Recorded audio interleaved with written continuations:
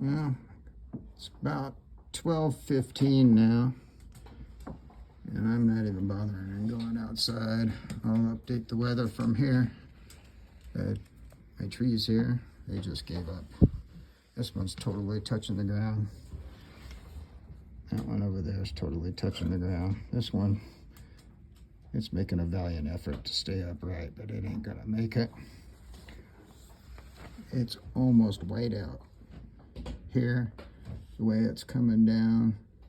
I'm well over 2 feet worth of snow, and I guess they're talking about avalanches on the mountain.